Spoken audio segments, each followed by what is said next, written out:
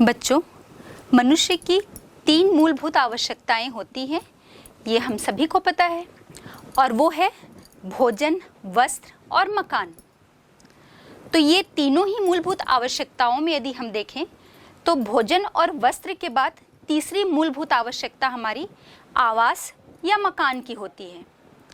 और अपनी इस आवश्यकता को पूरा करने के लिए मनुष्य जो है वो घर का या मकान का निर्माण करता है।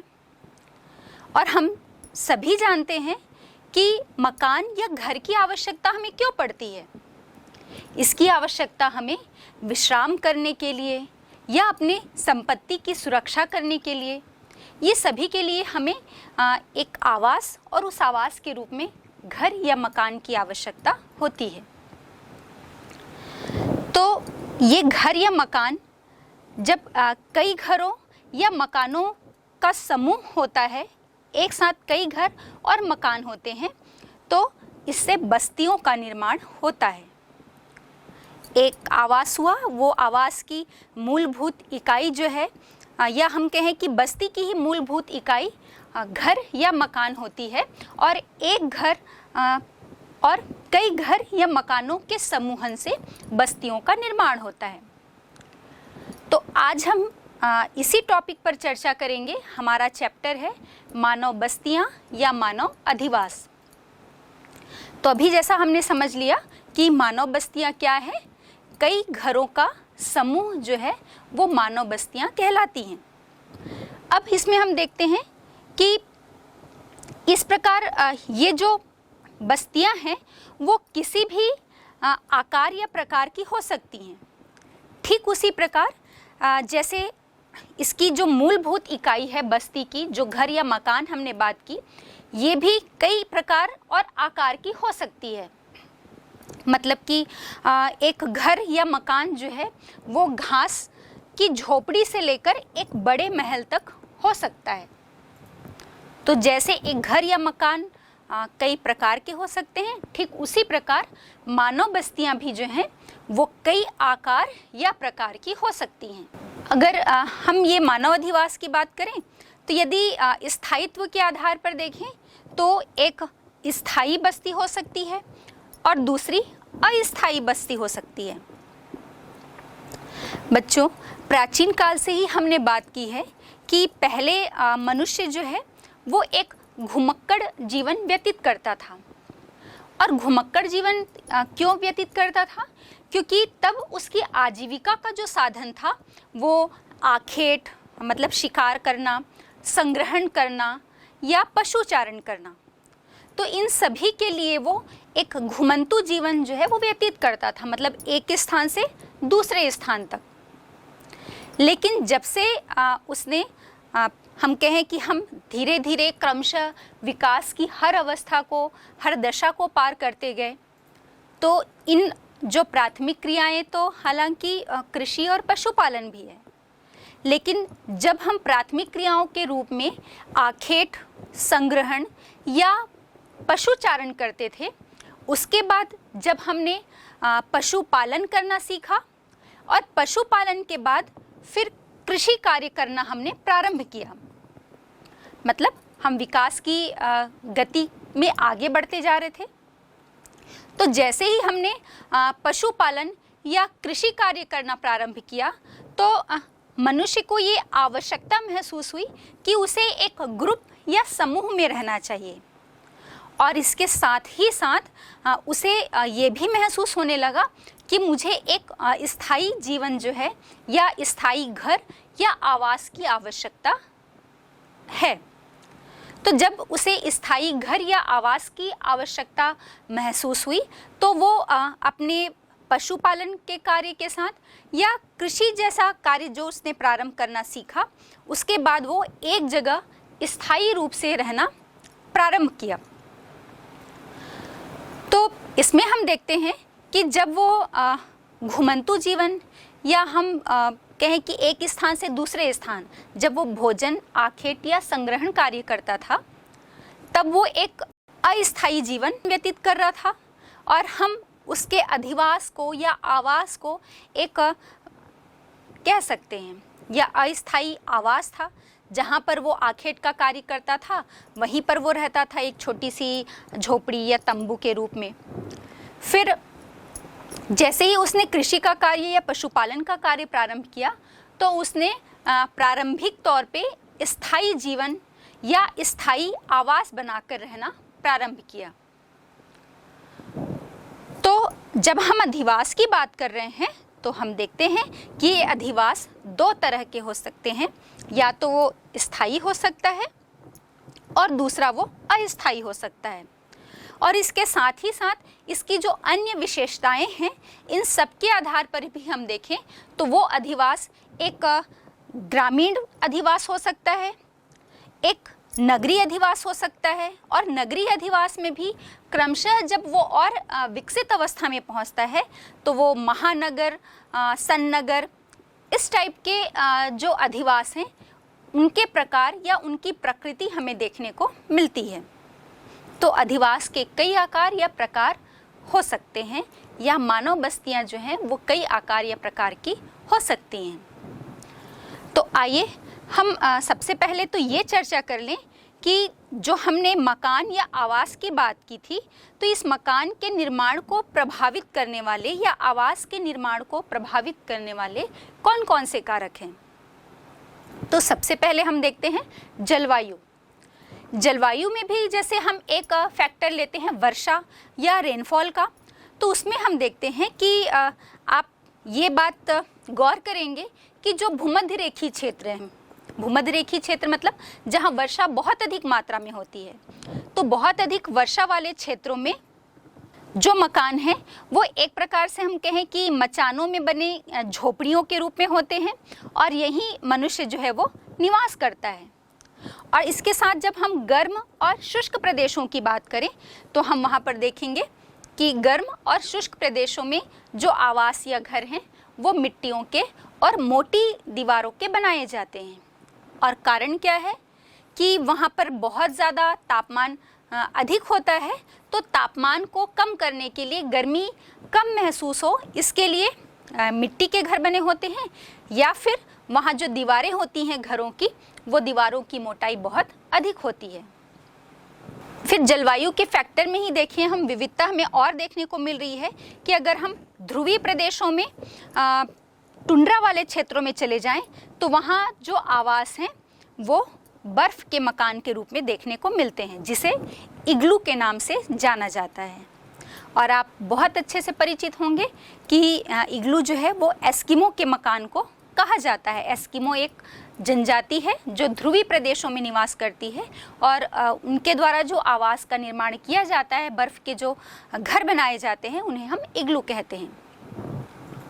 इसके साथ ही साथ जब हम घास के मैदान में चले जाएं तो हम वहाँ पर और विविधता हमें देखने को मिलती है कि घास के मैदान में तंबुओं के रूप में घर जो हैं वो बनाए जाते हैं।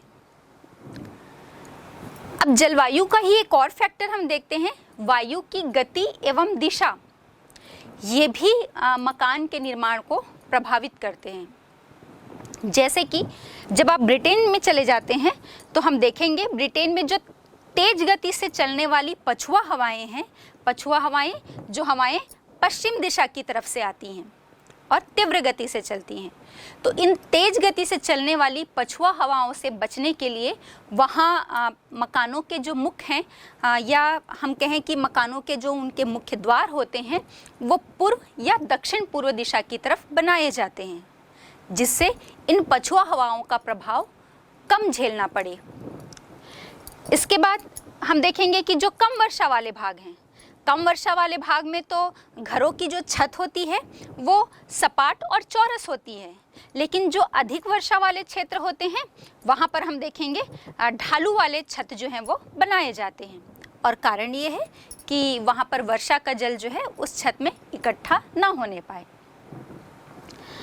अब इसके साथ ही साथ हम देखते हैं जलवायु तो एक महत्वपूर्ण फैक्टर था, और इसके बाद जो संसाधन की उपलब्धता है, मतलब कोई भी क्षेत्र, जिस क्षेत्र में आवास का निर्माण किया जा रहा है वहाँ पर संसाधन की उपलब्धता भी आवास या मकान के निर्माण को प्रभावित करती है। वो कैसे?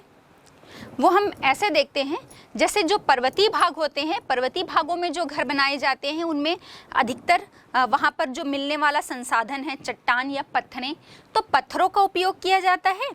और जो वन आच्छादित क्षेत्र होते हैं, पूरे वन से ढकी हुई भूमियाँ होती हैं जहाँ पर बहुत ज़्यादा वन का क्षेत्रफल मिलता है, तो वहाँ पर आवास या घर बनाने के लिए बांस, लकड़ी का या फिर जो झाड़ियाँ हैं उनका प्रयोग किया जाता है। वहीं हम देखेंगे जो जापान है, तो जापान जैसे जो भूकंप प्रभावित देश होते हैं, तो चूँकि बार बार यहाँ पर भूकंप की तीव्रता बहुत अधिक होती है और साथ ही फ्रीक्वेंसी भी, मतलब बहुत ज़्यादा मात्रा में यहाँ पर भूकंप की मार जो है, आपदा की मार जो है वो इन देशों को झेलनी पड़ती है, जिसके कारण इन देशों में जो मकान बनाए जाते हैं वो लकड़ी या हल्की वस्तुओं से बनाए जाते हैं, ताकि एक बार जब इस आपदा के कारण ये नुकसान हो तो फिर से वो बहुत जल्दी से उसे स्टेबल कर पाएँ। तो इस प्रकार से हम देखते हैं कि संसाधनों की उपलब्धता भी आवास या मकान के निर्माण को प्रभावित करती है। इसके बाद तीसरा फैक्टर जो है वो धरातलीय उच्चावच है। धरातलीय उच्चावच, जैसे हम पर्वतीय ढालों पर चले जाएं, तो पर्वतीय ढालों पर तो कई स्तर पर मकानों का निर्माण देखने को मिलता है।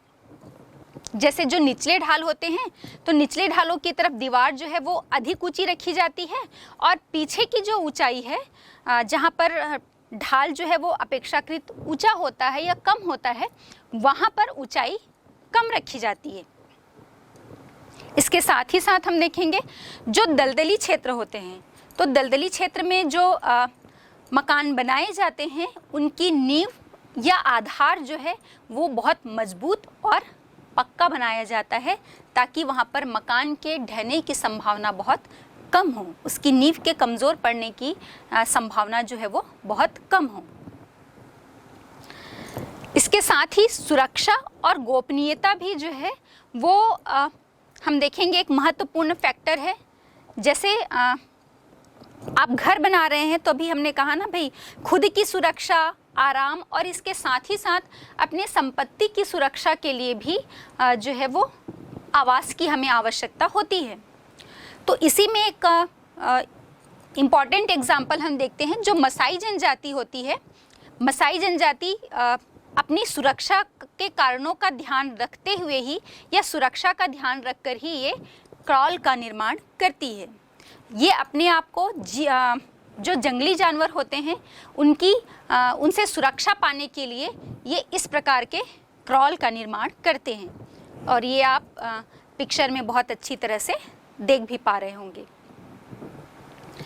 तो ये हो गया मकान के निर्माण को प्रभावित करने वाले कारक। बच्चों, अब नेक्स्ट हम देखते हैं कि जो हमने कहा था अधिवास स्थायी भी हो सकते हैं, अस्थायी भी हो सकते हैं। इनमें कार्य और इनकी प्रकृति के आधार पर भी जो विशेषताएं मिलती हैं, जैसे कोई अधिवास ग्रामीण अधिवास हो सकता है, कोई कस्बे के रूप में हो सकता है, कोई नगरीय अधिवास हो सकता है, कोई महानगर हो सकता है। तो सबसे पहले ग्रामीण और नगरीय अधिवास, इसके दो प्रमुख वर्गीकरण हैं अधिवास के। तो हम पहले चर्चा कर लेते हैं ग्रामीण अधिवास पर। ग्रामीण अधिवास की हम विशेषताएं देख लें। जैसे हम कहीं पर जा रहे हैं तो क्या पहचान होगी, या हम कैसे पहचानेंगे कि कोई अधिवास या घरों का जो समूह है, कोई जो बस्ती है वो ग्रामीण है या नगरीय है। तो हम ग्रामीण बस्ती की विशेषताओं पर बात कर लेते हैं। सबसे पहली बात तो ग्रामीण बस्तियों में जो कार्य किए जाते हैं या वहाँ के लोगों के द्वारा, रहने वाले लोगों के द्वारा जो कार्य किए जाते हैं वो प्रमुख रूप से प्राथमिक कार्य किए जाते हैं। मतलब ज़मीन से जुड़े हुए कार्य जो हैं वो वहाँ के रहने वाले लोग करते हैं। जैसे कि प्राथमिक क्रिया में हमें पता है खनन का कार्य हो गया, या पशुपालन हो गया, कृषि हो गया, मछली पालन हो गया। इस प्रकार के जो कार्य हैं, प्राथमिक कार्य, ये ग्रामीण अधिवास के लोगों के द्वारा किए जाते हैं। और इन सब के अलावा भी हम देखेंगे कि जो लोहार है, बढ़ई है, कुम्हार, नाई, इस प्रकार के जो कार्य करने वाले लोग भी बहुत अधिक मात्रा में या बहुत अधिक जनसंख्या इनके हमें देखने को मिलती है। ये जो कृषि प्रधान अधिवास की हम बात कर रहे हैं या ग्रामीण अधिवास जो हैं, इनकी मुख्य बसाहट से हटकर कुछ घरों के समूह होते हैं जिन्हें यहाँ पर पुरवा, टोला, पारा इस प्रकार के नामों से जाना जाता है। और इन्हें छत्तीसगढ़ में भी कुछ प्रचलित नाम दिए गए हैं, जैसे कि पारा है, डीह, मजरा, इस प्रकार के नामों से यहाँ पर छत्तीसगढ़ में ये जो हिस्से हैं या ये इकाइयाँ जो हैं वो प्रचलित हैं। साथ ही साथ हम देखेंगे कि इस अधिवास में जनसंख्या का आकार भी हमें अपेक्षाकृत छोटा मिलता है और साथ ही साथ घनत्व भी जो है वो यहाँ पर हमें कम मिलता है। मतलब जनसंख्या बहुत ज़्यादा सटी घनी हुई जनसंख्या नहीं मिलती, हमें वहाँ पर पर्याप्त जगह होती है और वहाँ पर अपेक्षाकृत चूँकि कम जनसंख्या होती है तो वो फैल कर निवास करते हैं, पर्याप्त स्पेस होता है वहाँ जनसंख्या की निवास करने के लिए, इसलिए हमें यहाँ पर जनसंख्या का घनत्व भी कम मिलता है। अब हम देखते हैं कि प्रकार की हम बात करेंगे कि ग्रामीण बस्तियों के प्रकार कौन कौन से हैं। तो इससे पहले हम देख लेते हैं कि ये जो प्रकार हैं वो किन तत्वों से, ये किन फैक्टर से प्रभावित होते हैं। तो इसमें मुख्य रूप से जो भौतिक और सामाजिक कारक है, भौतिक और सामाजिक कारक में मतलब भौतिक कारक की जैसे हम बात कर लें तो पानी की उपलब्धता है, वहाँ पर जलवायु है, धरातलीय उच्चावच है, इस टाइप के जो फैक्टर्स हैं वो ग्रामीण अधिवास के प्रकार को प्रभावित करते हैं। इसके साथ ही साथ सामाजिक और सांस्कृतिक कारक भी होते हैं जो इनके प्रकारों को प्रभावित करते हैं। उसमें जैसे सामाजिक संरचना होगी, वहाँ पर मिलने वाली जाति या धर्म का भी जो प्रभाव है वो उस अधिवास पर देखने को मिलता है। और इसके साथ ही तीसरा फैक्टर जो है वो सुरक्षा है, मतलब सुरक्षा संबंधित कारण भी जो है वो वहाँ पर अधिवास के या ग्रामीण अधिवास के प्रकार को मुख्य रूप से प्रभावित करते हैं। तो आइए अब हम बात कर लेते हैं ग्रामीण अधिवास के विभिन्न प्रकारों पर। बच्चों, अब हम ग्रामीण बस्तियों के या ग्रामीण अधिवासों के प्रकार की बात कर लें कि प्रकार किस आधार पर हम कहेंगे, यहाँ पर जो मिलने वाले मकान या घर होते हैं वो किस प्रकार के समूह में या उनका आकार प्रतिरूप जो है वो किस प्रकार से मिलता है। तो मुख्य रूप से हम देखेंगे ग्रामीण बस्तियों के 4 प्रकार हैं। पहला सघन या क्लस्टर्ड अधिवास जिसे हम कहते हैं, दूसरा विखंडित या सेमी क्लस्टर्ड अधिवास या सेटलमेंट, तीसरा पल्ली पूर्वा इस नाम से जाना जाता है, और चौथा है आपका बिखरे या प्रकीर्ण अधिवास। तो इन चारों अधिवासों के प्रकार पर या ग्रामीण अधिवासों के प्रकार पर हम बात करें तो सबसे पहले हम देखते हैं सघन अधिवास या सघन बस्तियां या क्लस्टर्ड सेटलमेंट। तो ये जो बस्तियां होती हैं इस प्रकार की, आप इस पिक्चर के माध्यम से देख ही पा रहे होंगे। यहाँ पर घर जो हैं वो बहुत घने बसे होते हैं, मतलब सटी बस्तियां हमें देखने को मिलती है या उन बस्तियों में सटे हुए घर जो हैं आपस में संलग्न घर देखने को मिलते हैं। यहाँ का जो कार्यकारी स्थल होता है, जैसे कि हम खेत खलिहान की बात कर लें या चारागाह की बात कर लें, ये इन आवासीय स्थानों से या आवासीय बस्तियों से थोड़े दूर में स्थित होते हैं। ये चारागाह या खेत जो हैं वो यहाँ पर मिलने वाली बस्तियों से लगे हुए या सटे हुए नहीं होते, ये थोड़ी दूर पर स्थित होते हैं। और इसके साथ ही इसकी एक और विशेषता हम देखेंगे कि किसी एक केंद्रीय स्थल पर ही ये जो बस्तियां होती हैं ये केंद्रित होते हैं, मतलब जितने भी अधिवास या मकानों के घरों के समूह जो होते हैं वो एक केंद्र स्थल की तरफ, एक केंद्र की तरफ ही सटे हुए रूप में हमें देखने को मिलते हैं। अब ये क्यों ऐसे हमें देखने को मिलेंगे, क्योंकि जैसे उपजाऊ भूमि है, कहीं पर भी हमें उपजाऊ भूमि देखने को मिलेगी तो उस भूमि के अधिकतम उपयोग के लिए अधिक से अधिक जनसंख्या जो है वो उसी क्षेत्र में निवास करना चाहेगी। या फिर हम जैसे राजस्थान के शुष्क क्षेत्र में बात कर लें, उस शुष्क प्रदेश में यदि कोई एक जल का स्रोत मिल जाए तो सभी जो जनसंख्या या अधिक से अधिक जनसंख्या उस जल सोर्स के पास, उस जल के स्रोत के पास ही आसपास ही निवास करना चाहेगी। तो एक सघन बसाहट इस प्रकार के क्षेत्र में हमें देखने को मिलती है। अब हम भारत में बात कर लें कि हमारे भारत में इस प्रकार से कहाँ पर इस प्रकार की सघन ग्रामीण बस्तियां देखने को मिलती हैं। तो जैसा हमने उपजाऊ भूमि की बात की थी तो सिंधु, गंगा, ब्रह्मपुत्र का जो उपजाऊ मैदान है, इसके साथ ही साथ ओडिशा का तट, कर्नाटक का मैदानी क्षेत्र, असम, त्रिपुरा का जो निचला क्षेत्र है और इसके साथ ही शिवालिक घाटी में भी हमें इस प्रकार की सघन ग्रामीण बस्तियां देखने को मिलती हैं। और इन सभी क्षेत्रों के अलावा, जैसे हमने कहा था ना कि भाई बात की राजस्थान के शुष्क क्षेत्र में यदि कोई जल का स्रोत मिल जाए या कोई खनिज के भंडार कहीं पर मिल जाए तो उस खनन क्षेत्र के आसपास या उस जल स्रोत के आसपास जो बस्तियां हैं वो बस जाती हैं। घर जो हैं वो सघन रूप में वहाँ पर हमें सघन बसाहट के रूप में देखने को मिलते हैं। तो राजस्थान में भी जो उपलब्ध प्राकृतिक संसाधन हैं उस क्षेत्र के आसपास इस प्रकार की जो बस्तियां हैं, सघन बस्तियां हमें देखने को मिलती हैं। दूसरा है आपका सेमी क्लस्टर्ड या विखंडित बस्तियां जिन्हें हम कहते हैं। तो इन बस्तियों की ये विशेषता होती है कि ये सघन बस्तियों की तरह नहीं होते, उनसे इसमें जो घर हैं या घरों के समूह जो होते हैं, मकानों के जो समूह होते हैं, ये सघन बस्तियों की अपेक्षा थोड़े दूर दूर स्थित होते हैं। या हम ये भी कह सकते हैं कि इन बस्तियों की उत्पत्ति या प्रादुर्भाव का कारण ही इन सघन बस्तियों का विखंडन कह सकते हैं। हम नाम से भी हमने देखा कि विखंडित बस्तियां, इसका नाम भी हम कह रहे हैं।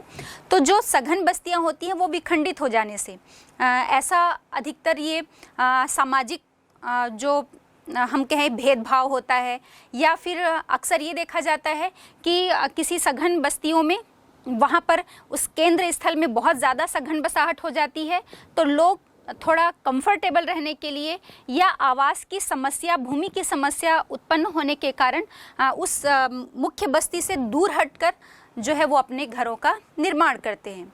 और इसके साथ ही साथ एक और मुख्य कारण है, जैसे गांव का जो मुख्य जमींदार होता है उसके कारण एक हम कहें कि सामाजिक दूरी जो है, जिसके कारण मुख्य तबके के जो लोग होते हैं ग्रामीण बस्तियों के, वो उस बस्ती के केंद्र की तरफ रहते हैं, और जो निचले तबके के या जो श्रमिक वर्ग के लोग होते हैं वो उस मुख्य बस्ती से हटकर कुछ दूर जाकर निवास करने लगते हैं।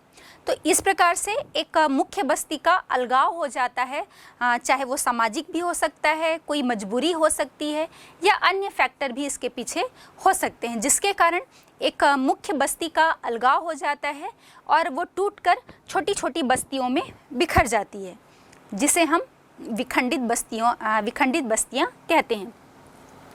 अब हम देखें कि हमारे भारत में ये बस्तियां कहाँ कहाँ पर मिलती हैं।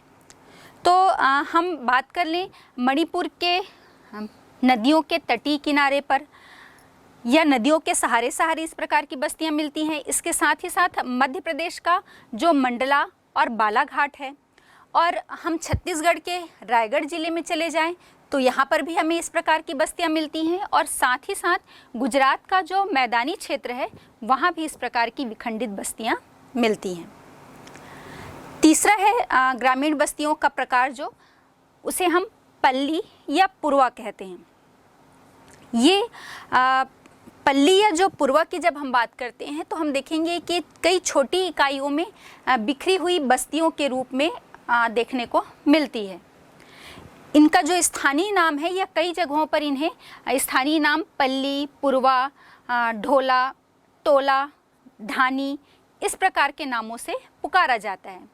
और इस प्रकार के जो आवास होते हैं, इनके बीचों बीच में खेत या चारागाह होता है और उसके आसपास जो है वो आवासों का निर्माण किया जाता है। इस प्रकार के आवास हमें पश्चिम बंगाल में और साथ ही साथ पूर्वी जो उत्तर प्रदेश है और तटीय मैदान, यहाँ पर हमें भारत में इस प्रकार की बस्तियाँ देखने को मिलती हैं। अब चौथा ग्रामीण बस्ती का प्रकार है बिखरे या प्रकीर्ण अधिवास, या हम इन्हें एकांकी बस्तियों के नाम से भी जानते हैं। इन बस्तियों में हम देखेंगे कि जहाँ पर क्लस्टर्ड या हमने जो सेमी क्लस्टर्ड की बात की, तो घने रूप में और थोड़े दूर दूर जो हैं वो घरों के समूह होते हैं। लेकिन जब हम प्रकीर्ण या बिखरे हुए अधिवास की बात करते हैं तो नाम से ही पता चल रहा है बिखरा हुआ रूप हमें इन घरों के समूह का देखने को मिलता है। या एकांकी बस्तियां कह रहे हैं तो हमें दूर दूर पर कहीं पर 2-4 घर मिलेंगे, उससे और थोड़ी दूर पर जाएंगे तो कोई एक आध घर मिलेगा, फिर थोड़ी दूर पर फिर 2-3 घर मिल जाएंगे। इस प्रकार से इस प्रकार के अधिवास में जो बस्तियां या घरों के जो समूह होते हैं वो बहुत दूर दूर और बिखरे हुए रूप में देखने को मिलते हैं। और इसके साथ ही साथ घरों का जो समूह होता है वो भी बहुत छोटा होता है और इन घरों के समूह में कोई 2 से लगभग 60 घर तक की संख्या जो है वो मिल सकती है। अब हम देखते हैं कि भारत में कहाँ कहाँ पर इस प्रकार के अधिवास मिलते हैं। तो छोटा नागपुर का पठार है, मध्य प्रदेश है, राजस्थान है, जो निचले पहाड़ी क्षेत्र हैं या पहाड़ी ढलानों पर हमें इस प्रकार के अधिवास जो हैं वो मिलते हैं। पहाड़ी क्षेत्र जो होता है, ढलान, उन पहाड़ी ढलानों पर जहाँ कहीं भी समतल प्रकार की भूमि मिलती है तो वहाँ पर लोग अपना घर बना लेते हैं। तो इस प्रकार से ये प्रकीर्ण या बिखरे हुए अधिवास जो हैं ये पूरे भारत में हमें इन क्षेत्रों में मिलते हैं। बच्चों, ये तो हो गए ग्रामीण अधिवासों के प्रकार। अब ये जो प्रकार हमें मिलते हैं ग्रामीण अधिवासों के, ये कुछ पैटर्न में मिलते हैं। मतलब हमें मालूम है कि कोई भी बस्ती जो विकसित होती है, चाहे वो ग्रामीण हो या वो नगरीय बस्ती हो, तो उसके कुछ प्रतिरूप जो हैं, कोई आकार जो है वो देखने को मिलता है। तो इन प्रतिरूपों पर हम चर्चा कर लेते हैं कि कौन कौन से प्रतिरूप ग्रामीण अधिवासों के मिलते हैं। तो कुछ मुख्य रूप से रेखीय है, लीनियर पैटर्न, फिर आयताकार या रेक्टेंगुलर पैटर्न, वर्गाकार स्क्वायर पैटर्न, वृत्ताकार सर्कुलर पैटर्न और फिर अरीय या रेडियल पैटर्न। ये मुख्य पैटर्न या प्रतिरूप हैं जिनमें हमें अधिवास, चाहे वो ग्रामीण हो या नगरीय, इन अधिवासों के प्रतिरूप देखने को मिलते हैं। तो सबसे पहले हम बात कर लें रेखीय प्रतिरूप या लीनियर पैटर्न। तो ये जो पैटर्न है ये आपको किसी एक नदी के सहारे या कोई एक मुख्य मार्ग, सड़क मार्ग के सहारे जो है वो देखने को मिलता है। इस प्रकार का प्रतिरूप, मतलब जब कोई नदी होती है, कोई जल का सोर्स है, तो उस नदी के किनारे किनारे, उस नदियों के तट के सहारे जो घर हैं या अधिवास जो है वो बना लिए जाते हैं। तो एक रेखा के रूप में ये पैटर्न जो है वो देखने को मिलता है। और नदी की जगह कोई सड़क भी, कोई मुख्य मार्ग यदि कहीं से गुजरती है तो उस मुख्य मार्ग के सहारे भी जो है वो कुछ अधिवास जो हैं वो विकसित हो जाते हैं। तो इस प्रकार से रेखीय प्रतिरूप का निर्माण होता है। दूसरा जो है वो आयताकार प्रतिरूप है या रेक्टेंगुलर पैटर्न जिसे हम कहते हैं। ये इस प्रकार का जो प्रतिरूप है वो मुख्य रूप से यदि हम देखें तो किसी कृषि जोत के चारों ओर कोई एक रेक्टेंगुलर पैटर्न में आपको कोई एक खेत, कृषि जोत का आकार मिल सकता है, या ऐसा पैटर्न हो सकता है कि यहाँ पर मुख्य रूप से 2 मार्ग जा रहे हैं और वो एक दूसरे को काट रहे हैं रेक्टेंगुलर पैटर्न में। तो वहाँ पर भी हमें इस प्रकार के जो अधिवास के प्रतिरूप हैं वो विकसित देखने को मिलते हैं। और ये प्रतिरूप हमें महाराष्ट्र और आंध्र प्रदेश के जो पर्वतीय क्षेत्र हैं वहाँ पर प्रमुखता से मिलते हैं। तीसरा जो आपका पैटर्न या प्रतिरूप है वो वर्गाकार या स्क्वायर पैटर्न हम जिसे कहते हैं। और ये प्रतिरूप आपको उन क्षेत्रों में देखने को मिलेगा जहाँ पर कई सड़क मार्ग जो हैं वो एक दूसरे को स्क्वायर पैटर्न में काटते हैं या वर्गाकार प्रतिरूप में काटते हैं, या नदियाँ भी जो हैं वो एक दूसरे को के सहारे यदि गुजर रही हैं, और चाहे वो पगडंडियाँ हो सकती हैं। जब वो 2 पैरेलल पगडंडियाँ या सड़क जो है वो एक दूसरे के समानांतर होकर गुजरते हैं, उन्हें वर्गाकार प्रतिरूप का निर्माण करते हैं। फिर है वृत्ताकार प्रतिरूप। तो वृत्ताकार या सर्कुलर पैटर्न का या इस पैटर्न के अधिवास का निर्माण किसी जलाशय या तालाब के किनारे जो है वो देखने को मिलता है। हाँ, कोई भी जलाशय, जैसे हम तालाब या हम बात कर रहे हैं कोई झील हो गया, तो इस प्रकार का जो प्रतिरूप है वो उस झील के चारों ओर, चूँकि वो एक लगभग वृत्ताकार होता है और उसके चारों ओर जो है वो अधिवास विकसित हो जाते हैं उस जलाशय के चारों ओर। तो हमें इस प्रकार के अधिवास का प्रतिरूप देखने को मिलता है, और ये हमें भारत के मालवा में, पंजाब में और गुजरात में अधिक विकसित रूप में देखने को मिलता है। फिर अगला है अरीय प्रतिरूप या रेडियल पैटर्न। रेडियल पैटर्न का विकास तब होता है जब किसी एक मुख्य गांव से बहुत सारी सड़कें अलग अलग मार्गों की तरफ जाती हैं, या हम ये कहें कि अलग अलग जो मार्ग हैं, अलग अलग दिशाओं से जो विभिन्न मार्ग जो हैं वो किसी एक गांव के केंद्र की तरफ होकर जाते हैं। तो इस प्रकार के प्रतिरूप का निर्माण होता है जो हमें भारत में राजस्थान और उत्तर प्रदेश में प्रमुखता से देखने को मिलता है। बच्चों, ये हमने देखा प्रकार और प्रतिरूप। अब हम बात करते हैं ग्रामीण अधिवास के को प्रभावित करने वाले प्रमुख कारक। तो हमने ये पहले भी चर्चा कर ली है कि जो ग्रामीण अधिवास के प्रकार हैं उनको प्रभावित करने के लिए मुख्य रूप से कौन कौन से कारक होते हैं, या हम मकान के निर्माण से संबंधित जो उनको प्रभावित करने वाले कारकों की बात की थी। तो लगभग वही फैक्टर्स जो हैं वो आपके ग्रामीण अधिवास को प्रभावित करने वाले कारक भी होंगे। फिर हम बात कर लें चाहे जलवायु की। जलवायु के अंतर्गत हम वर्षा को देख लें, तापमान को देख लें। उसके बाद जो प्राकृतिक कारक यदि हम कह रहे हैं तो प्राकृतिक कारक के अंतर्गत हम जलवायु के साथ साथ धरातली उच्चावच, वहाँ पर मिट्टी, तो मिट्टी का उपजाऊपन जितना अधिक होगा वहाँ पर हमें अधिक सघन बस्तियाँ देखने को मिलेंगी। जलाशय, जल की आपूर्ति तो हमें हर चीज़ के लिए आवश्यकता होती है, चाहे वो नहाने के लिए हो, खाने के लिए हो, विकास की हर दशा के लिए, मतलब चाहे हम सिंचाई के लिए बात कर लें, औद्योगिकरण के लिए बात कर लें, तो इन सब के लिए हमको जल की आवश्यकता होती ही है। तो जहाँ पर जल की आपूर्ति बहुत अच्छी मात्रा में है, साथ ही साथ जब हम धरातली उच्चावच की बात कर रहे हैं तो एक समतल भूभाग जो है वो भी लोगों को अपनी तरफ आकर्षित करता है। जलवायु, अनुकूल जलवायु रहने के लिए जो मनुष्य के रहने के अनुकूल जो जलवायु होती है वो भी लोगों को अपनी तरफ आकर्षित करती है। तो ये प्राकृतिक कारक हो गए जो ग्रामीण अधिवास को प्रभावित करते हैं।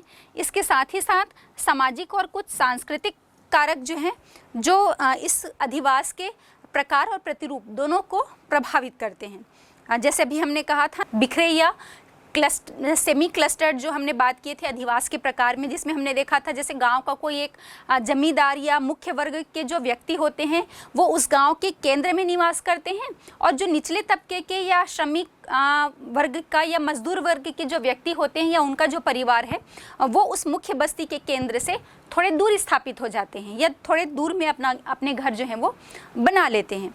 तो इस प्रकार से कुछ जो सामाजिक कारक और कुछ सांस्कृतिक कारक, इसके साथ ही साथ जाति और धर्म भी इनके प्रकार को प्रभावित करता है। मतलब कहीं पर कुछ मुख्य जाति के लोग होते हैं, उच्च जाति के लोग, तो वो उस बस्ती के केंद्र में निवास करेंगे, और कुछ निचली जाति के या निचले तबके के लोग जो हैं वो उस मुख्य बस्ती से थोड़ी दूर में रहने लगते हैं। तो इस प्रकार से जाति, धर्म और अन्य जो सामाजिक सांस्कृतिक कारक होते हैं ये भी ग्रामीण अधिवास के प्रतिरूप और प्रकार दोनों को ही प्रभावित करते हैं। तीसरा जो प्रमुख कारक है वो सुरक्षात्मक कारण है, या सुरक्षात्मक कारक जो है ये मुख्य रूप से ग्रामीण अधिवास के निर्माण को प्रभावित करता है। जैसे हम भारत के ही उत्तर पश्चिमी सीमावर्ती क्षेत्र में चले जाएं तो हम देखते आ रहे हैं प्राचीन समय से ही वहाँ पर जो है वो बाहरी लोगों का आक्रमण होता रहा है, और इसके साथ ही साथ देश के अंदर भी जो बहुत सारे राज्य या रियासत के बीच में जो मुठभेड़ या मतभेद हुआ करते थे, इन सब के कारण जो सुरक्षात्मक दृष्टिकोण है ये लोगों के ऊपर जो है वो अधिक हावी होता था, और इसी कारण से ये सुरक्षात्मक कारण भी जो है वो अधिवास, या हम कहें ग्रामीण अधिवास हो या फिर नगरीय अधिवास में भी ये प्रमुख रूप से उत्तरदायी कारक होता है। लेकिन जब हम ग्रामीण अधिवास की बात कर रहे हैं तो हम देखते हैं इसके लिए सुरक्षात्मक कारण भी बहुत महत्वपूर्ण होता है, जिसके कारण लोग सघन बसे हुए रूप में या एक समूह में जो है वो निवास करना चाहते हैं। तो बच्चों, ये हमने देखा ग्रामीण अधिवास क्या है, बस्तियां किसे कहते हैं, बस्तियों के प्रकार कितने प्रकार के होते हैं, और उसमें हमने ग्रामीण अधिवास और इसके प्रकार, प्रतिरूप और प्रभावित करने वाले कारकों पर चर्चा की। तो आपसे प्रश्न पूछा जा सकता है कि सबसे पहले तो बस्तियां क्या होती हैं, या बस्तियों की प्रमुख इकाई क्या है, ग्रामीण अधिवास किसे कहते हैं, ग्रामीण अधिवास की विशेषताएं, तो इस पे हमने चर्चा की थी ना कि इसमें जो यहाँ पर रहने वाले लोग हैं वो प्राथमिक कार्यों में संलग्न होते हैं। साथ ही साथ हमने देखा था कि यहाँ पर कुछ हमें सार्वजनिक रूप में, जैसे सार्वजनिक तालाब है, सार्वजनिक कुएं हैं, पंचायत है, इस प्रकार का जो डिपार्टमेंट हम कहें या विभाग जो है वो देखने को मिलता है। और इसके साथ ही साथ हम इस प्रकार की जो सुविधाएं हैं वो हमें यहाँ देखने को मिलती है। और यहाँ पर जनसंख्या का घनत्व तो कम होता ही है और आकार भी हमें छोटा देखने को मिलता है। और कुछ जो मूलभूत सुविधाएं होती हैं, जैसे कि मनोरंजन के साधन हो गए, या यातायात और परिवहन के साधन, या सीवरेज वाली जो व्यवस्था है, ये यहाँ पर महत्वपूर्ण समस्या के रूप में भी देखने को मिलता है। तो ये कुछ ग्रामीण अधिवास की विशेषताओं पर भी हमने चर्चा की थी। ये भी आपसे प्रश्न पूछा जा सकता है। और साथ ही साथ इसके प्रकारों पर एक दीर्घ उत्तरीय प्रश्न के रूप में आपसे प्रश्न पूछे जा सकते हैं कि ग्रामीण अधिवास के प्रकार क्या है, या ग्रामीण अधिवास के प्रतिरूप कौन कौन से होते हैं। तो इस पर भी आपको विस्तार से बताना होगा और चित्र के साथ इस उत्तर को आपको प्रेजेंट करना होगा, चाहे वो अधिवास के प्रकार हो या ग्रामीण अधिवास के प्रतिरूप।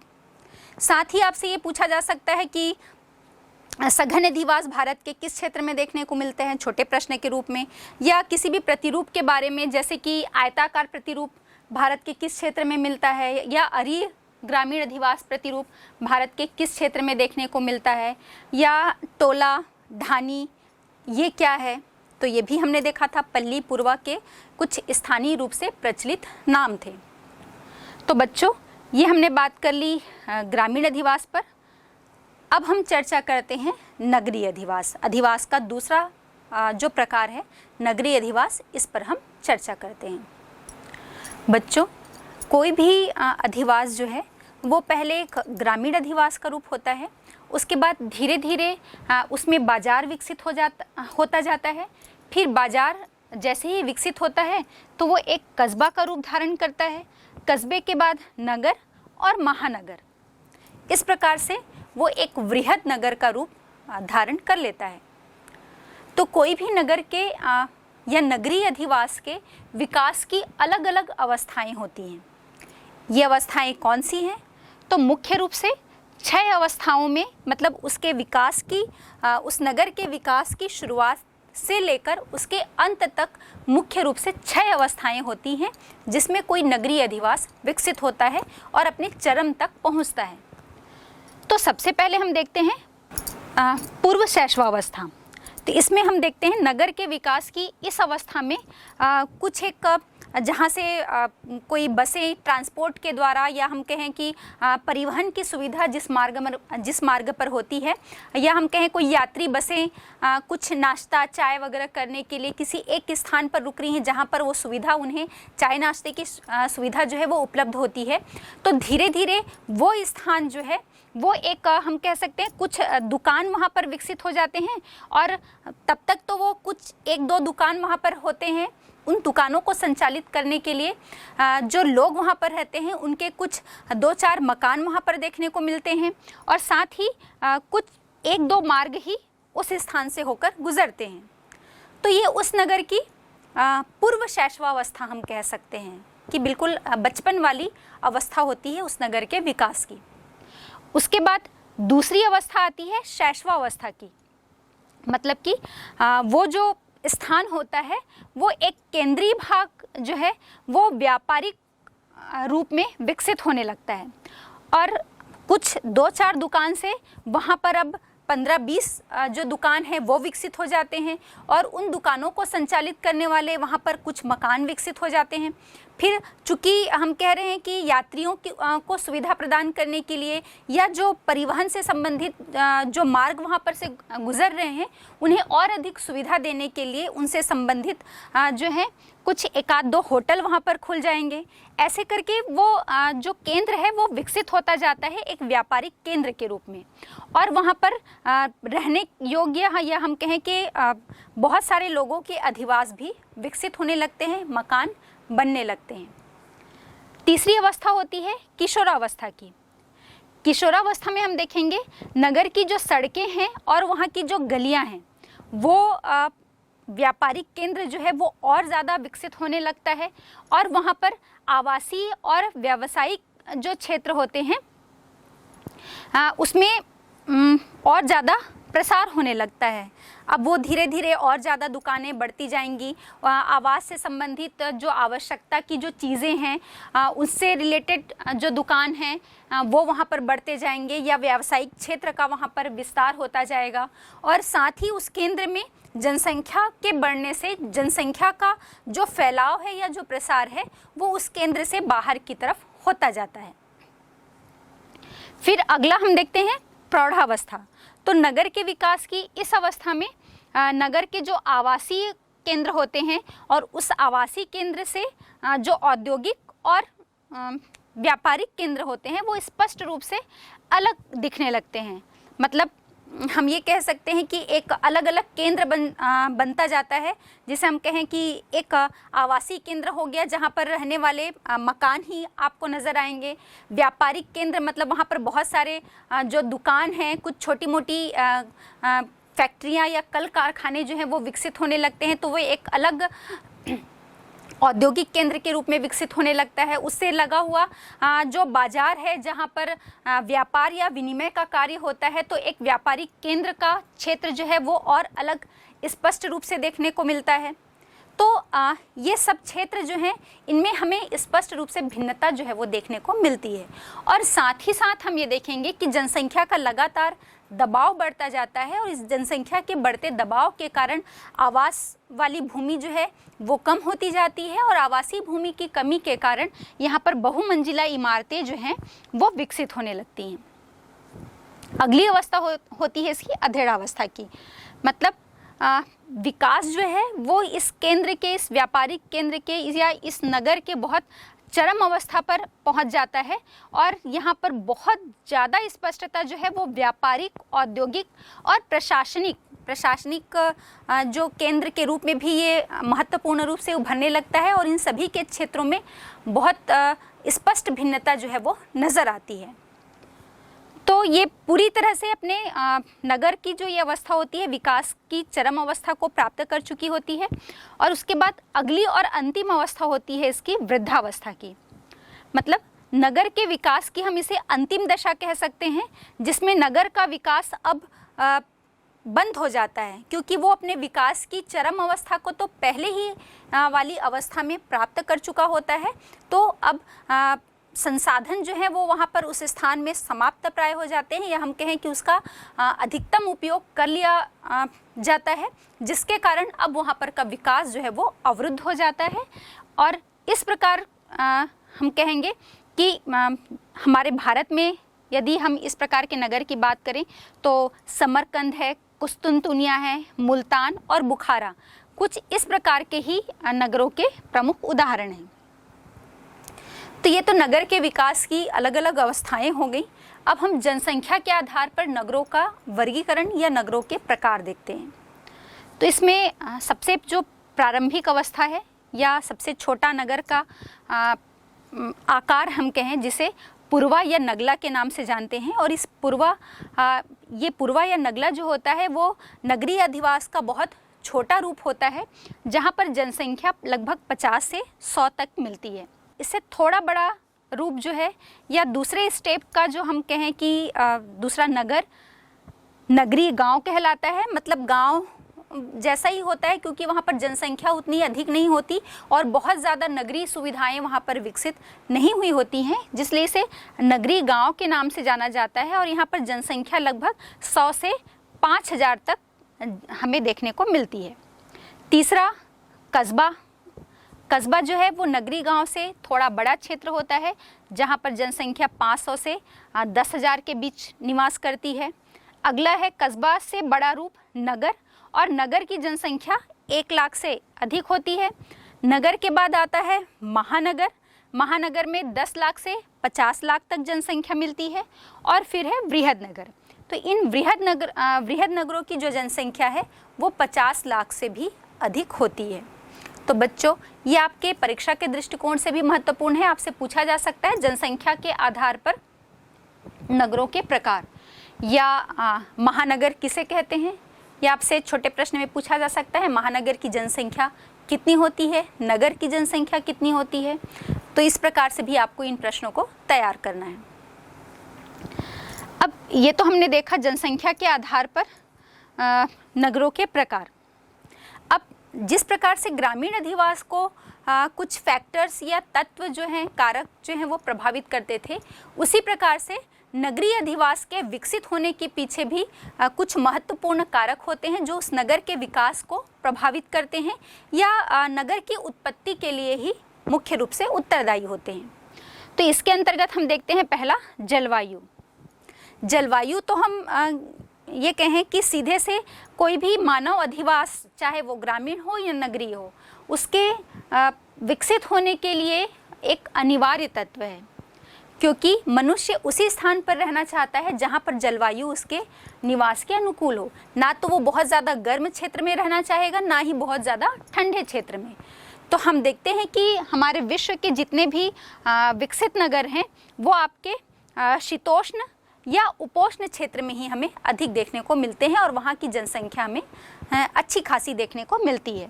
जैसे इन विकसित नगरों में विश्व प्रसिद्ध विकसित नगरों की हम बात करें तो ये आपके उपोष्ण और शीतोष्ण क्षेत्रों में ही विकसित हैं, जहाँ पर ना बहुत ज़्यादा गर्मी पड़ती है और ना ही बहुत ज़्यादा ठंडी, जिसमें मुख्य रूप से टोक्यो है, न्यूयॉर्क, संघई और लॉस एंजल्स, ये इस प्रकार के जलवायु के दृष्टिकोण से विकसित नगर हैं। दूसरा है आपका धरातलीय स्वरूप। हमें मालूम है कि नगर जो होते हैं वो परिवहन और उद्योग, व्यापार और वाणिज्य, इन सभी के दृष्टिकोण से एक विकसित क्षेत्र होते हैं और हम या ये कहें कि इन नगरों में हमें इसी प्रकार के कार्य जो हैं, चाहे वो द्वितीयक हो या तृतीयक कार्य ही हमें देखने को मिलते हैं। तो चाहे हमें कोई कल कारखाना विकसित करना हो या हमें कोई उद्योग विकसित करना हो, हमें परिवहन जो है वो विकसित करना हो, तो इन सब के लिए हमें एक समतल धरातल, समतल भूमि की आवश्यकता होती है। तो धरातलीय स्वरूप भी जो है वो नगरीय अधिवास को प्रभावित करने वाला महत्वपूर्ण कारक है। मतलब हम कहें कि पर्वत या पठारी क्षेत्र की अपेक्षा जो मैदानी क्षेत्र होते हैं वहाँ पर कोई नगरीय अधिवास बहुत अच्छी तरह से विकसित हो पाता है। इसके अलावा तीसरा प्रमुख फैक्टर है खनिज और शक्ति संसाधन। तो जिन क्षेत्रों में खनिज संसाधनों की उपलब्धता होती है या शक्ति संसाधन उपलब्ध होते हैं, चाहे वो लोहा हो, मैग्नीज हो, कोयला हो, बॉक्साइट हो, सोना, चांदी, इस प्रकार के किसी भी प्रकार की अगर किसी क्षेत्र में हमें खनिजों की उपलब्धता मिलती है तो उसके कारण वहाँ पर खनन कार्य विकसित होता है और खनन कार्य होने के कारण उस खनन से संबंधित जो रोजगार है वहाँ आसपास के क्षेत्र के लोगों को मिलने लगते हैं। और जब रोजगार मिल रहा है, लोग जहाँ पर काम करेंगे तो वो अपनी फैमिली के साथ ही फिर वहाँ पर रहना शुरू कर देते हैं। तो वो जो नगर है या उस खनिज के कारण या उस शक्ति संसाधन के कारण खनन नगर या खनिज नगर के रूप में विकसित हो जाता है। फिर हम चले जाएं आपके छोटा नागपुर के पठार में, चाहे हजारीबाग हो, धनबाद हो, इस प्रकार के पूरे हम कहें भारत के छोटा नागपुर के पठार के बहुत से ऐसे क्षेत्र जो हैं वो खनिज और शक्ति संसाधन के कारण ही विकसित हुए हैं। फिर नेक्स्ट है आपका जल आपूर्ति के स्रोत। तो जल आपूर्ति जो है, जल तो जीवन है। चाहे हम घरेलू उपयोग के लिए बात करें, घरेलू उपयोग में हमारे नहाने के लिए, कपड़े धोने के लिए, मुख्य रूप से पानी पीने के लिए और खाना बनाने के लिए, इन सब के लिए जल की आवश्यकता तो होती ही है घरेलू उपयोग के रूप में। इसके साथ ही साथ हम बोल रहे हैं कि नगर जो है वो औद्योगिक रूप में विकसित होते हैं या परिवहन के रूप में विकसित होते हैं। तो हमें औद्योगिक कार्य के लिए भी जल की आवश्यकता बहुत महत्वपूर्ण रूप से होती है और इसके साथ ही साथ परिवहन में भी इसकी एक महत्वपूर्ण भूमिका होती है, क्योंकि जल परिवहन जो है वो एक सस्ता और सुगम और सुलभ परिवहन का साधन होता है। तो इस प्रकार से यदि हम प्राचीन समय से ही जाएं तो हम देखेंगे कि भारत के जितने भी नगर जो हैं प्रारंभिक अवस्था में विकसित देखने को मिलते थे, ये सारी सभ्यताएं भी जो हैं वो इन नदी घाटियों के आसपास ही विकसित हुई हैं। तो जल आपूर्ति जो है वो एक महत्वपूर्ण कारक है किसी नगर के विकास को प्रभावित करने वाला। अब इसी में हम देख लेते हैं, जैसे कि जो विकसित नगर हैं, या चाहे वो भारत की हो या विश्व के संदर्भ में, तो कहाँ कहाँ पर किन नदियों के किनारे ये हमें विकसित देखने को मिलते हैं। तो जैसे लंदन है, ये टेम्स नदी के किनारे स्थित है। न्यूयॉर्क हडसन नदी के किनारे स्थित है। मॉस्को मस्कवा नदी के किनारे स्थित है। इसी प्रकार से हमारे भारत में हमारे देश की राजधानी दिल्ली जो है वो यमुना नदी के किनारे स्थित है, और इलाहाबाद और कानपुर जैसे जो शहर हैं वो गंगा नदी के तट पर स्थित हैं। तो इस प्रकार से जल आपूर्ति जो है वो नगर के विकास को महत्वपूर्ण रूप से प्रभावित करता है। अगला हम देखते हैं परिवहन और यातायात। तो परिवहन और यातायात तो नगर के विकास की हम इन्हें नसें कह सकते हैं, क्योंकि इन नगरों में हमें व्यापार और वाणिज्य का जो कार्य है वो प्रमुखता से देखने को मिलता है। तो चाहे वो व्यापार हो, मतलब किसी भी कोई उत्पादन या जो भी वो प्रोडक्शन हो रहा है, चाहे वो खनिज के क्षेत्र में हो या कृषि से संबंधित जो उत्पादन हो रहे होंगे, कृषि जहाँ पर कच्चा माल है ना, उससे संबंधित जो उद्योग स्थापित हो रहे हैं, तो वो खुद के उपयोग के लिए तो उत्पादन किया नहीं जा रहा है, वो व्यापार के उद्देश्य से वो उत्पादन जो है वो किया जाता है। तो व्यापार के लिए हमें यातायात और परिवहन, मतलब उस उत्पाद को, कच्चे माल को वहाँ तक लाने के लिए और तैयार माल को, उत्पाद को हमें बाजार तक पहुँचाने के लिए यातायात और परिवहन की आवश्यकता होती है। या हम कहें कि नगर के विकास में यातायात और परिवहन की महत्वपूर्ण भूमिका होती है। फिर हम विश्व के या भारत के किसी भी क्षेत्र में चले जाएं तो हम देखेंगे कि जो मुख्य रूप से सड़क, रेल या वायु यातायात के दृष्टिकोण से धनी है या विकसित है, वो एक विकसित नगर के रूप में हमें देखने को मिलते हैं। फिर हम चाहे दिल्ली की बात कर लें, कोलकाता, मुंबई, ये सभी ऐसे क्षेत्र हैं, जैसे बेंगलुरु है, चेन्नई है, इंदौर है, कानपुर है, ये सभी क्षेत्र यातायात और परिवहन के दृष्टिकोण से बहुत विकसित हैं और हमें एक विकसित नगर के रूप में देखने को मिलते हैं। अगला है औद्योगिकरण। तो अभी हमने खनन के संबंध में बात की थी कि जिस क्षेत्र में खनिज संसाधन या शक्ति संसाधन की उपलब्धता होती है तो वो क्षेत्र खनन नगर के रूप में विकसित हो जाता है, और उससे संबंधित जो उद्योग हैं, जैसे जहाँ पर लौह अयस्क मिल रहा है और उससे रिलेटेड जो उद्योग, लौह इस्पात उद्योग जहाँ पर स्थापित किया जा रहा है, तो वो एक औद्योगिक नगर के रूप में विकसित हो जाता है। वो इसलिए कि उस उद्योग में कार्य करने वाले जो व्यक्ति हैं, वो जनसंख्या जो है वो एक अधिकारी वर्ग से एक श्रमिक वर्ग तक व्यक्तियों की वहाँ पर आवश्यकता होती है। और ऐसा नहीं है कि वो एक दिन कार्य करने आए, उसके बाद फिर वापस अपने मूल स्थान की तरफ चले गए। उन्हें वहाँ पर हम ये कहें कि वो उनके रोजगार का एक स्थायित्व स्रोत होता है या स्थायित्व माध्यम होता है, जहाँ पर वो जीवन भर वो कार्य करेंगे। तो उन उद्योगों में लगे हुए जो श्रमिक या अधिकारी, जितनी भी मतलब जनसंख्या होती है जो कार्य कर रहे हैं, तो उद्योग कहीं पर स्थापित हो रहा है, उद्योग के स्थापित होने से वहाँ पर आवास जो हैं वो विकसित होते हैं, और रहने वाले लोगों से वहाँ पर जो लोग रहेंगे उनके कारण यातायात और परिवहन भी वहाँ पर विकसित होता जाता है। साथ ही साथ हम देखेंगे कि चिकित्सा या शिक्षा से संबंधित जो सुविधाएं हैं वो भी विकसित होने लगती हैं, और बाजार भी जो है वो विकसित होने लगता है। तो इस प्रकार से उससे लगी हुई सुविधाओं का भी वहाँ पर निरंतर विकास होता जाता है। तो जहाँ कहीं भी कोई उद्योग स्थापित होता है तो औद्योगिकरण जो है वो किसी नगर के विकास के लिए एक महत्वपूर्ण कारक होता है। इसके अलावा पूंजी और प्रौद्योगिकी, कोई नगर और ज़्यादा विकसित होगा जब वहाँ पर पूंजी की आवश्यकता तो होती है। पूंजी की आवश्यकता चाहे व्यापार के लिए हो, विनिमय के लिए हो, या वाणिज्य या परिवहन, किसी भी क्षेत्र के लिए हम बात करें तो हमको पूंजी की आवश्यकता होती ही है, और ये हमें बैंक जैसी सुविधाओं से हमें मिलेंगी। तो इस प्रकार की सुविधाओं का नगर में विकास होना आवश्यक होता है, और जो नगर प्रौद्योगिकी या टेक्नोलॉजी के संबंध में जितना अधिक विकसित होगा उस नगर का विकास भी उतना ही अधिक होता है। तो पूंजी और प्रौद्योगिकी भी एक महत्वपूर्ण कारक है। और व्यापार और वाणिज्य तो एक महत्वपूर्ण फैक्टर हैं ही, क्योंकि जहां हम देखते हैं कि नगर में प्राथमिक कार्य तो होते ही नहीं है, व्यापार, विनिमय और वाणिज्य से संबंधित कार्य ही होते हैं। तो जहां पर भी व्यापार या वाणिज्य से संबंधित कार्य होंगे तो वो नगर के रूप में विकसित होने लगता है।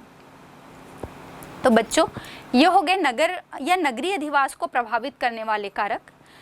अब हम बात करते हैं, जैसे प्राचीन समय से हम देखते आ रहे हैं कि प्राचीन समय में तो वो जो गांव या कोई भी क्षेत्र जो है वो व्यापार की शुरुआत वहीं से होती थी। हम कहें कि किसी गांव से ही व्यापार की शुरुआत होती थी जब प्रारंभिक अवस्था थी, और उसके बाद जब व्यापार वहाँ से होता था तो उस गांव से नगर के बीच में जो क्षेत्र विकसित होता था वो एक कस्बे के रूप में विकसित होता था। फिर धीरे धीरे वो कस्बा बाजार के रूप में, बाजार से फिर नगर और नगर से फिर महानगर के रूप में विकसित होता आया है। तो प्रारंभिक समय से ही हम देखते आ रहे हैं कि कोई भी एक जो क्षेत्र है वो सीधे नगर के ही रूप में विकसित नहीं होता। एक छोटा कस्बा जो है वो धीरे धीरे यातायात, परिवहन, व्यापार और वाणिज्य का विकास जैसे जैसे वहाँ पर होता जाता है तो वो नगर के रूप में परिवर्तित होता जाता है। और हम स्वतंत्रता के बाद से अभी तक देखें तो हम इस नगरीकरण की ओर लगातार बढ़ते जा रहे हैं, और हम ये देख रहे हैं कि यहाँ पर मिलने वाली जो सुविधाएं हैं, चाहे वो स्वास्थ्य से संबंधित हो, शिक्षा से संबंधित हो, या जीवन की जितनी भी मूलभूत जो सुविधाएं होती हैं जो हमें एक अच्छे जीवन स्तर प्रदान करने के लिए आवश्यक होती हैं, उन सभी सुविधाओं के मिलने के कारण गांव में जो रहने वाले लोग हैं उनका आकर्षण लगातार नगरों की तरफ हो रहा है। और हम ये भी देख रहे हैं कि लगातार गांव से नगरों की तरफ जो प्रवास है वो होता जा रहा है। तो यदि एक सामान्य रूप से आपसे एक छोटे प्रश्न के रूप में पूछा जाए कि नगरीय अधिवास क्या होते हैं, तो आपका उत्तर होगा कि एक ऐसा अधिवास जहां पर यातायात, मनोरंजन के साधन, जीवन की मूलभूत सुविधाएं, या हम कहें कि व्यापार और वाणिज्य के दृष्टिकोण से जो विकसित हो, या जहां पर व्यापार और वाणिज्य से संबंधित सुविधाएं विकसित अवस्था में मिलती हैं, वो पूरा क्षेत्र जो है वो नगरीय अधिवास कहलाता है। हम देख रहे हैं कि स्वतंत्रता के बाद से लगातार इस नगरीय जनसंख्या में या नगरों की संख्या में हमें वृद्धि देखने को मिल रही है। नगरों में ये जो मिलने वाली सुविधाएं हैं, इनकी चकाचौंध, या हम कहें कि यहाँ पर शिक्षा और चिकित्सा के बढ़ते हुए अवसर, रोजगार के बढ़ते हुए अवसर जो हैं वो ग्रामीण क्षेत्रों से लोगों को नगरों की तरफ आकर्षित करने के एक महत्वपूर्ण फैक्टर हैं। और इसी कारण हम देख रहे हैं कि ग्रामीण क्षेत्रों से लगातार प्रवास या लोगों का जो प्रवास है वो नगरीय क्षेत्रों की तरफ हो रहा है। तो भाई, नगरीय क्षेत्र में या किसी भी नगरीय अधिवास में इस बढ़ते हुए दबाव के कारण बहुत सारी महत्वपूर्ण समस्याएं जो हैं वो अब उत्पन्न होने लगी हैं, जो हम इन नगरीय क्षेत्रों को झेलनी पड़ रही हैं, जिसमें प्रमुख रूप से हम देखें तो 3 समस्याएं तो बहुत ज़्यादा महत्वपूर्ण हैं जो इन नगरीय अधिवासों में, नगरीय बस्तियों में हमें देखने को मिलती हैं। जो जनसंख्या का दबाव यहाँ पर बढ़ रहा है या ज़्यादा बढ़ने लगा है उसके कारण, जिसमें पर्यावरणीय समस्या है, रोजगार की समस्या और तीसरी आवास की समस्या। तो सबसे पहले हम बात कर लें पर्यावरणीय समस्या पर। तो नगरों में जनसंख्या के इस बढ़ते हुए दबाव के कारण लोग ज़्यादा अधिक संख्या में निवास कर रहे हैं। और आप देखेंगे अपने रायपुर शहर में ही या बिलासपुर शहर की ही यदि हम बात कर लें, यदि आप आए दिन दिल्ली या कानपुर, मुंबई, इन सब शहरों के यातायात की स्थिति अपने न्यूज़ चैनल में यदि आप देखते होंगे तो आपको एहसास होता होगा कि परिवहन या यातायात का दबाव जो है वो कितना ज़्यादा बढ़ता जा रहा है। परिवहन का दबाव तो बढ़ता ही जा रहा है, मतलब इन गाड़ियों की संख्या लगातार 2 व्हीलर 4 व्हीलर गाड़ियों की संख्या बढ़ती जा रही है। और ट्रैफिक सिग्नल के पास इनका प्रेशर जो है वो हमें अच्छी तरह से देखने को मिलता है कि 2 से 3 सिग्नल पार हो जाते हैं और लास्ट वाली जो गाड़ी है उसका नंबर नहीं आ पाता है। तो कितना ज़्यादा एक लंबी लगी हुई कतारें, गाड़ियों की लंबी लगी हुई कतारें जो हैं वो यातायात के बढ़ते दबाव को हमारे सामने प्रदर्शित करती हैं।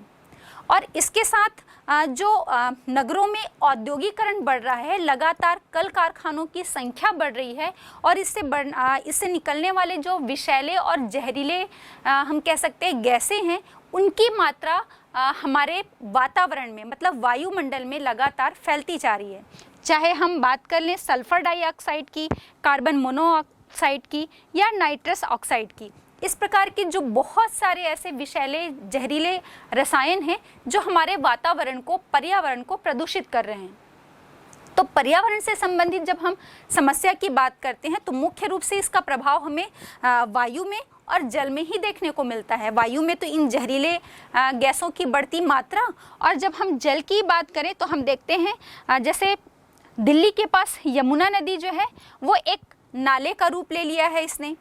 इसी प्रकार हम कानपुर की बात करें तो कानपुर में जो चमड़ा उद्योग है उसने इतना ज़्यादा वहाँ पर गंगा नदी को प्रदूषित कर दिया है। तो इसी प्रकार कानपुर ही नहीं, गंगा नदी के तट के किनारे किनारे जितने भी जो औद्योगिक क्षेत्र हैं, इन औद्योगिक क्षेत्रों से जो अपशिष्ट या सीवरेज का पानी जो गंगा नदी में बहाया जाता है तो वो उस नदी के स्वनियंत्रण से बाहर हो जाता है और उस लेवल से ऊपर हो जाता है कि उसमें मिलने वाले जो सूक्ष्म जीव जंतु हैं वो उसे स्वतः नियंत्रित नहीं कर पा रहे हैं। और बहुत ज़्यादा जो गंगा और यमुना नदी जो हमारी हैं वो प्रदूषण लेवल के बहुत ऊपर चल रही हैं, जिसे कंट्रोल करना हमारे लिए बहुत ज़्यादा आवश्यक हो गया है। और दूसरी चीज़ हम देख रहे हैं कि इन नगरों में जो बढ़ता डामरीकरण है, सड़कों को जो पक्का किया जा रहा है, जिसके कारण नालियों को पक्का किया जा रहा है, जिससे जो वर्षा का जल है वो व्यर्थ ही बह जाता है और धरातल जो है वो उसे सोख नहीं पाता। और इसके कारण हम देखते हैं कि लगातार धरातली जल का जो स्तर है वो भूमिगत जल स्तर का लेवल जो है वो क्रमशः नीचे जाता जा रहा है। मतलब गर्मियों के दिन में तो बहुत से ऐसे क्षेत्र हैं जो इस गिरते हुए ग्राउंड लेवल की समस्या से ग्रसित हो जाते हैं और पानी की एक विकट समस्या उन्हें झेलनी पड़ती है। तो ये हो गई आपकी पर्यावरणीय समस्याएं, जिसमें मुख्य रूप से हमने जैसा कहा कि वायु और जल प्रदूषण की समस्या जो है ये एक बहुत महत्वपूर्ण समस्या है। इसके साथ रोजगार, ग्रामीण क्षेत्रों से जो लोग यहाँ प्रवास करके आ रहे हैं या फिर किसी भी कारण से जो नगरीय जनसंख्या में हम वृद्धि देखने को मिल रही है हमें, तो इस जनसंख्या को कहाँ से हम रोजगार उपलब्ध करा पाएंगे। मतलब अवसर तो हैं, लेकिन लगातार जिस अनुपात में जनसंख्या बढ़ रही है तो उस अनुपात में उन्हें रोजगार के अवसर उपलब्ध नहीं करा पा रहे हैं हम, जिसके कारण हम देखते हैं जो मुख्य आवासीय क्षेत्र होते हैं उनके आसपास या जो हम कहें कि नगरीय कॉलोनियों के आसपास और दूसरा जो है वो आपके किसी औद्योगिक क्षेत्र के आसपास मलिन बस्ती या जो झुग्गी झोपड़ी वाले क्षेत्र जो हैं वो बहुत ज़्यादा विकसित हो जाते हैं। और जहाँ पर एक छोटे से कमरे वाले घर में लगभग 7 से 8 सदस्य रहते हैं और वहाँ पर बहुत सटे सटे हुए घर जो हैं वो आपको देखने को मिलेंगे, जहाँ पर सड़कों का तो अभाव मिलेगा ही और साथ ही साथ जो सीवरेज से संबंधित समस्याएं हैं या पीने के पानी, दूषित पानी की जो समस्या है, ये सभी समस्याएं उन बस्तियों में एक आम बात होती है, एक आम समस्या होती है। और इन बस्तियों की जो बढ़ती हुई संख्या है वो नगरों के लिए एक चिंतनीय विषय है या इनका नियोजन करना, इनका प्लानिंग करना अब उनके लिए एक महत्वपूर्ण आवश्यकता अभी के समय में, वर्तमान समय में हो गई है। और साथ ही साथ दूसरी चीज़ हम ये देखेंगे कि वो नगरों में तो आ जा रहे हैं रोजगार के अवसर की तलाश में, और जब रोजगार नहीं मिल पा रहा है तो ये इन बड़ी कॉलोनियों में कुछ श्रमिक वर्ग के रूप में, मजदूरी के रूप में कार्य करते हैं।